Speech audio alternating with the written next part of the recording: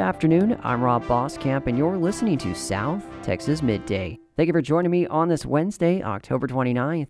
Operations to lower the old Harbor Bridge's center span will not happen today due to windy weather. TxDOT announced on social media yesterday that they have rescheduled the lowering for tomorrow due to high winds associated with today's cold front. The spans must be lowered during daylight hours for safety reasons within a required 10-hour daylight window. The operation had originally been scheduled for earlier this week but has been rescheduled several times. Once it is completed, the barge Prometheus will then travel with the span to a dock in the port's inner harbor. After some initial confusion, downtown Corpus Christi confirmed on social media that the art installations on downtown electrical boxes will stay. In the Instagram post, the city thanked area elected officials for contacting TxDOT to see if the boxes were a part of Governor Abbott's recent order to remove all political ideologies from streets across Texas. None of the crosswalks or art installations in Corpus Christi are related to political ideologies, thus do not have to comply with federal and state safety regulations. In a memo first reported by KIII News, Corpus Christi City Public Works will be covering up crosswalks at Twig Street and Shoreline Boulevard, as well as the 6 Points intersection and on the People Street T-head. Before the news was announced, KEDT spoke with local artist Victoria Alma, who painted two of the boxes. She spoke to the importance of supporting the arts. I think that when we invest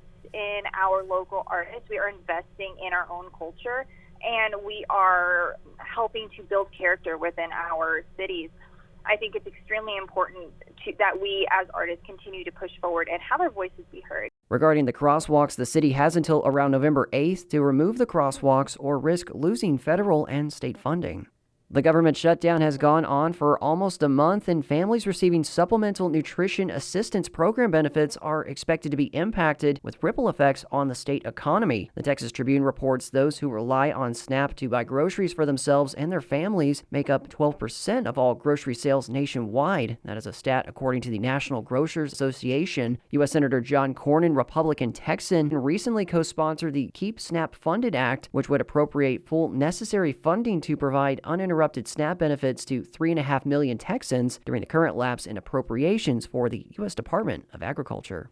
Early voting for Texas's November 4th election is now in its second week. Besides local ballot measures, every Texan who heads to the polls will have a chance to decide on 17 proposed amendments to the state's constitution. A good portion of those proposals focus on reducing taxes for homeowners, business owners, and farmers. While important in Texas, these types of elections generally have low voter turnout. Other amendments on the ballot cover everything from investing in Texas's water infrastructure to changes in how the state's judges are disciplined. Texas voters will have until Friday to vote early. Election Day is on Tuesday, November 4th. Weather across the region has been a nice change of pace, and after cooler temperatures arrive this week for much of the state, post-cold front conditions are now driving critical conditions across the lower Gulf Coast and South Texas. KTTZ's Bishop Van Buren has more. The Texas A&M Forest Service says the state remains at preparedness level 3, as strong winds, low humidity, warming temperatures, and drought-stressed vegetation create a high potential for new wildfires.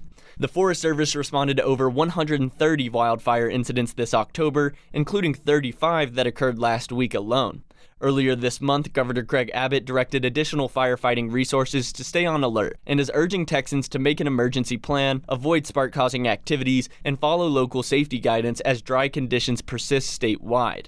I'm Bishop Van Buren in Lubbock. Due to dry and windy conditions, a red flag warning is in effect for the South Texas region until 7 p.m. tonight.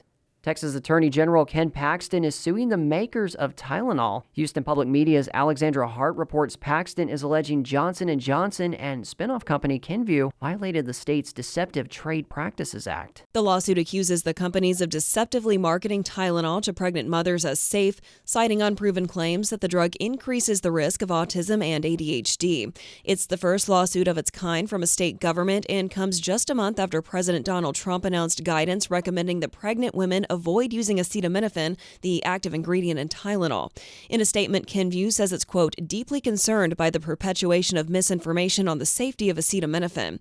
While some studies have shown a possible correlation between acetaminophen use and autism, none have established a causal link, and major medical associations, including the American College of Obstetricians and Gynecologists, have maintained that the drug is safe to take during pregnancy.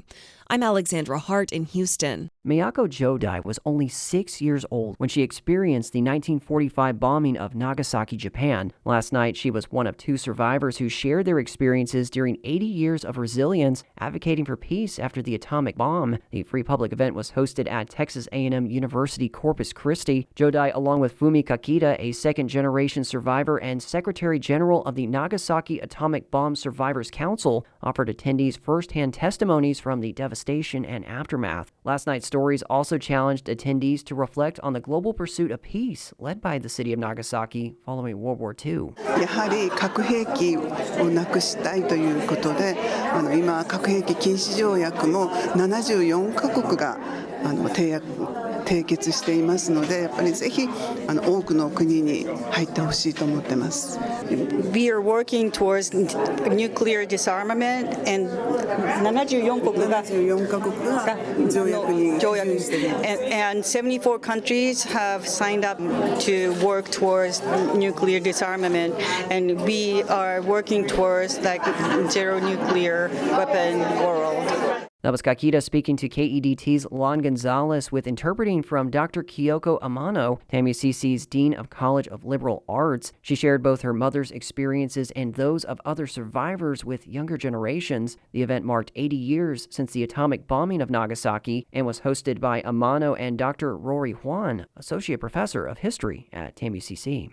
In college sports, the Coastal Bend College volleyball team lost a heartbreaker 3-2 at home to Lee College. The Cougars are now 8-18 overall this season, 1-12 in conference play. Meanwhile, in a 4-set battle, the Texas A&M Kingsville volleyball team prevailed over Dallas Baptist, securing a significant win to help the Javelinas' chances for a Lone Star Conference tournament spot. Rylan Pollard led the Javelinas, who had 4 total hitters reach double-digit kills. Pollard dropped 10 kills, 17 assists, and 12 digs, while adding a service ace and a block assist. In soccer action, the UT RGV men's soccer team played the Stetson University Hatters to a 1-1 draw last night. The Vaqueros are now 1-7-2 in Southland Conference play.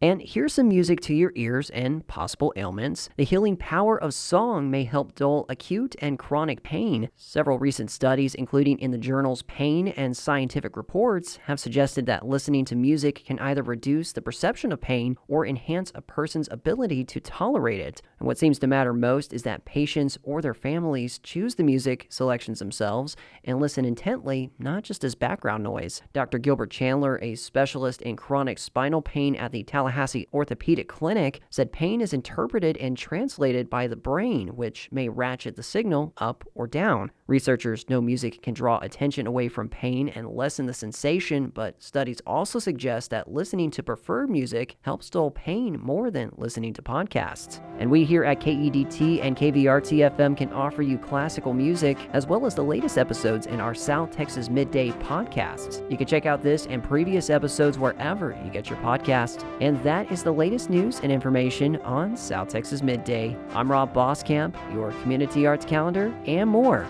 is on the way.